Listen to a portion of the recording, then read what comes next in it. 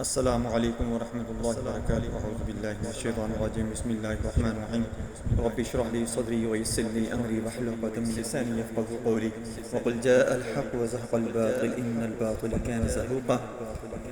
جنات کو بلانے کے تو بہت سارے طریقے ہیں، لیکن میں آج آپ کو 8 طریقے بتاؤں گا جو بہت ہی مشہور اور بہت ہی زیادہ جادوگر کرتے ہیں۔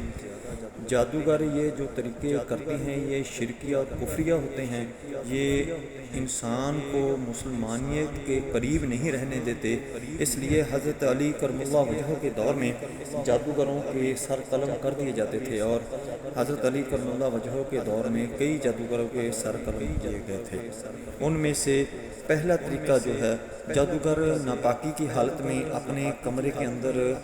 بیٹھ جاتا ہے، دھونی لگاتا ہے، آگ لگا کر وہاں پر اس کے اوپر جب اس نے میاں بیوی کے درمیان جدائی پیدا کرنی ہو تو کوئی بدبودار چیز رکھتا ہے اور اپنے شرکیہ منتر پڑھنا شروع کر دیتا ہے۔ اگر کسی میاں بیوی کے درمیان اس نے صلح کروانی ہو تو خوشبودار چیز اس کے اوپر رکھتا ہے۔ جب وہ شرکیہ منتر پڑھتا ہے تو یہ جنات کتے اور اژدہے کی شکل میں ظاہر ہوتے ہیں جو اس کو نظر آتے ہیں، اور بعض دفعہ یہ کتے اور اژدہے کی شکل میں نظر نہیں آتے، اس کے کان کے اندر ہلکی سی آواز آتی ہے جس سے وہ حکم صادر کرتا ہے اور ان کو ان کے سردار کے قسم دلا کر وہ کام ان سے لیتا ہے، اور ان کو جب اس نے جن مریضوں کے اوپر، جن لوگوں کے اوپر جادو کرنا ہوتا ہے ان کے وہ استعمال شدہ کپڑے لیتا ہے یا بال لیتا ہے، اور وہ کپڑے وہ ہوتے ہیں جو جن سے پسینے کی بدبو آ رہی ہوتی ہے، وہ ان کے اوپر وہ شرکیہ منتر پڑھتا ہے اور ان جنات کے ذریعے سے وہ ان کو جادو سے متاثر کرتا ہے اور وہ اپنے جادو میں کامیاب ہو جاتا ہے۔ دوسرا طریقہ جو ہے وہ کوئی پرندہ لیتا ہے جس میں فاختہ ہو سکتی ہے، مرغا ہو سکتا ہے، کوئی بکرا ہو سکتا ہے، اور مخصوص رنگ کا ہوتا ہے، یعنی اکثر سیاہ رنگ کا کہا جاتا ہے۔ اس کو بسم اللہ کے بغیر ہی ذبح کرتا ہے اور اس کا خون جو ہوتا ہے وہ مریض کے جسم پر بھی مل دیا جاتا ہے، اور اس کے خون کو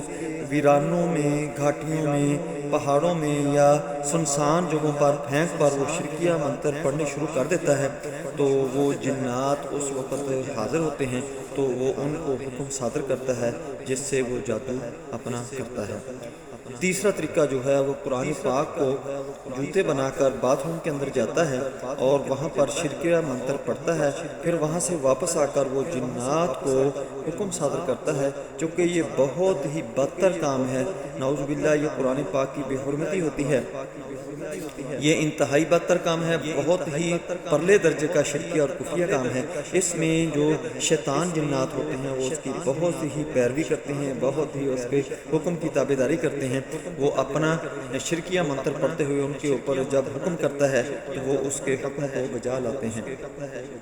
چوتھا طریقہ جو ہے، قرآن پاک کی کسی صورت کو حیض کے خون سے وہ لکھتا ہے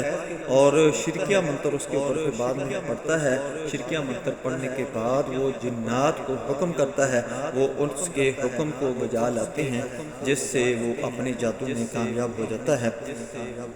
پانچویں صورت جو ہے وہ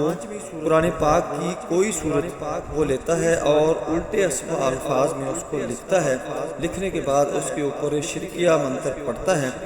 شرکیہ منتر پڑھنے سے وہ جنات حاضر ہو جاتے ہیں، وہ ان کو حکم دیتا ہے اور وہ اپنے جادو میں کارگر ہو جاتا ہے، کامیاب ہو جاتا ہے، اور وہ جادو جس کے اوپر کرنا چاہتا ہوتا ہے اس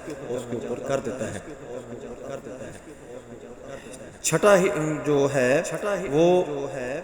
چھٹے طریقے میں جادوگر ایک خاص ستارے کے طلوع ہونے تک انتظار کرتا ہے۔ جب وہ ستارہ طلوع ہو جاتا ہے تو اس وقت میں شرکیہ منتر پڑھتا ہے اور اس ستارے کی پوجا کرتا ہے اور اس ستارے کو یہ خدا مانتا ہے، اور اس سے یہ شیطانی جنات جو ہوتے ہیں اس کے تابع ہو جاتے ہیں۔ وہ ان کو حکم بجا لاتا ہے کہ فلاں کام کرو، کام کرتے ہیں، اور جس کو اس نے جادو کے ذریعے سے متاثر کرنا ہوتا ہے وہ جادو کے ذریعے سے متاثر کر لیتا ہے۔ جادوگروں کا کہنا ہے کہ یہ ستارے جب طلوع ہوتے ہیں، اس کے دوران جب جادو کیا جاتا ہے تو وہ بہت ہی سخت قسم کا جادو ہوتا ہے، اور جب تک اس قسم کا ستارہ دوبارہ طلوع نہ ہو تو اس جادو کا توڑ نہیں کیا جا سکتا۔ اور یہ ستارے جو ہوتے ہیں یہ ایک سال کے اندر 1 یا 2 دفعہ طلوع ہوتے ہیں۔ 7واں حصہ جو ہے وہ جادوگر نابالغ بچے کے ہاتھ میں مربع بناتا ہے اور اس کے اوپر وہ روشنائی اور تیل لگاتا ہے، اور وہ بچہ جو ہوتا ہے بے وضو ہوتا ہے، اس کو وہ کہتا ہے کہ اس کے اندر دیکھتا رہے۔ اور بعض دفعہ یہ بھی ہوتا ہے کہ کوئی پلیٹ لے کر اس کے اوپر روشنائی لگاتا ہے اور تیل لگاتا ہے، اس کے اندر وہ چمک سی پیدا ہو جاتی ہے۔ یا بعض دفعہ یہ بھی کرتا ہے کہ اس بچے کے ناخن کے اوپر روشنائی لگاتا ہے اور تیل لگاتا ہے، جس سے وہ چمک سی پیدا ہو جاتی ہے۔ وہ بچے کو کہتا ہے کہ اس کے اندر دیکھتا رہے، اور بچے کے اوپر چادر دے کر ڈھانپ دیا جاتا ہے اس کو۔ یہ شرکیہ منتر پڑھنا شروع کر دیتا ہے اور بچے سے پوچھتا رہتا ہے کوئی چیز نظر آئی ہے، حالانکہ وہاں پر اندھیرا ہوتا ہے۔ اور آہستہ آہستہ وہ بچہ اس کے اوپر جب شرکیہ منتر اپنا کام دکھاتے ہیں،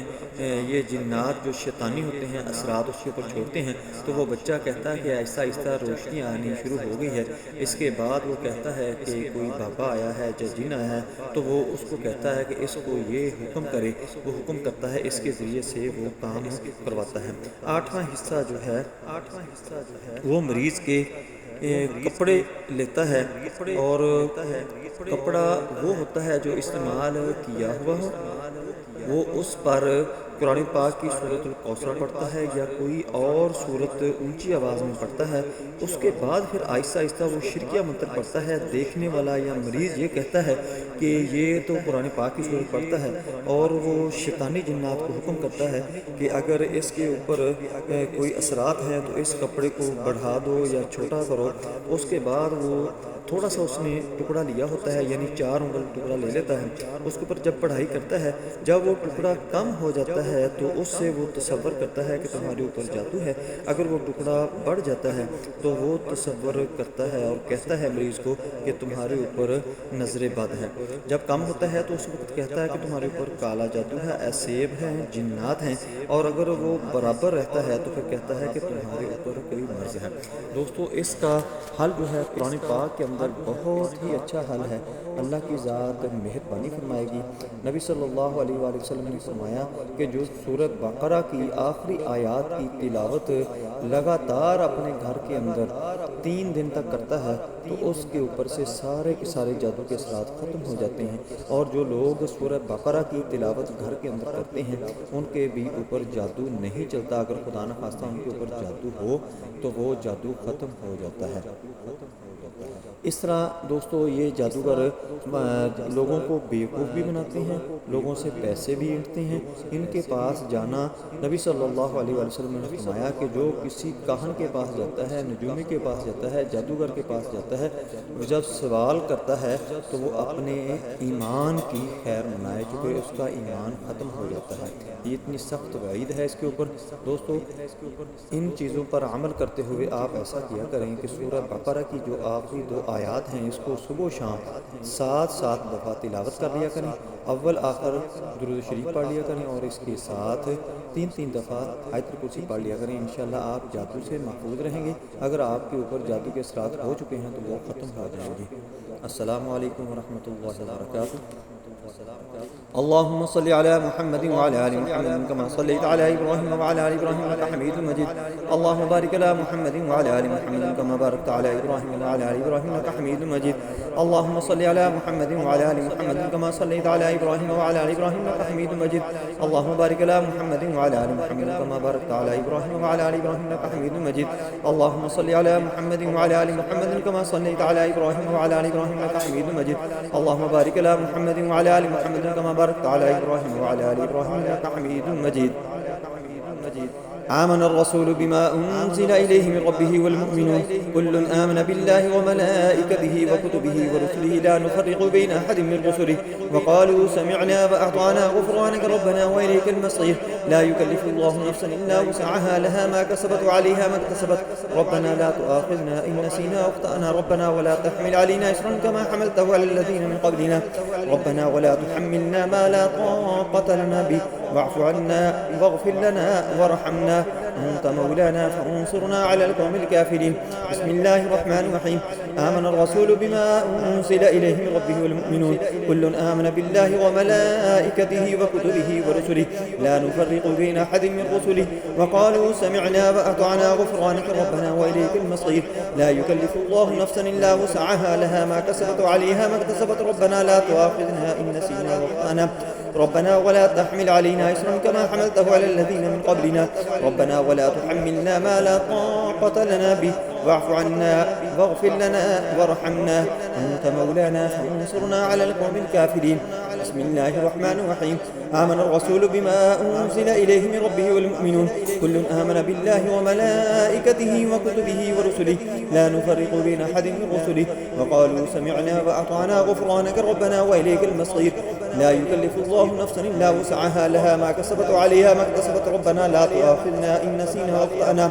ربنا ولا تحمل علينا إصرا كما حملته على الذين من قبلنا ربنا ولا تحملنا ما لا طاقة لنا به واعف عنا واغفر لنا وارحمنا أنت مولانا فانصرنا على القوم الكافرين بسم الله الرحمن الرحيم آمن الرسول بما أنزل إليه من ربه والمؤمنون كل آمن بالله وملائكته وكتبه ورسله لا نفرق بين أحد من رسله وقالوا سمعنا وأطعنا غفرانك ربنا وإليك المصير لا يكلف الله نفسا إلا وسعها لها ما كسبت وعليها ما اكتسبت ربنا لا تؤاخذنا إن نسينا واخطأنا ربنا ولا تحمل علينا إصرا كما حملته على الذين من قبلنا ربنا ولا تحملنا ما لا طاقة لنا به واعف عنا واغفر لنا وارحمنا أنت مولانا فانصرنا على القوم الكافرين بسم الله الرحمن الرحيم آمن الرسول بما أنزل إليه من ربه والمؤمنون كل آمن بالله وملائكته وكتبه ورسله لا نفرق بين أحد من رسله وقالوا سمعنا وأطعنا غفرانك ربنا وإليك المصير لا يكلف الله نفسا إلا وسعها لها ما كسبت وعليها ما اكتسبت ربنا لا تؤاخذنا إن نسينا واخطأنا ربنا ولا تحمل علينا إصرا كما حملته على الذين من قبلنا ربنا ولا تحملنا ما لا طاقة لنا به واعف عنا واغفر لنا وارحمنا أنت مولانا فانصرنا على القوم الكافرين بسم الله الرحمن الرحيم آمن الرسول بما أنزل إليه من ربه والمؤمنون كل آمن بالله وملائكته وكتبه ورسله لا نفرق بين أحد من رسله وقالوا سمعنا وأطعنا غفرانك ربنا وإليك المصير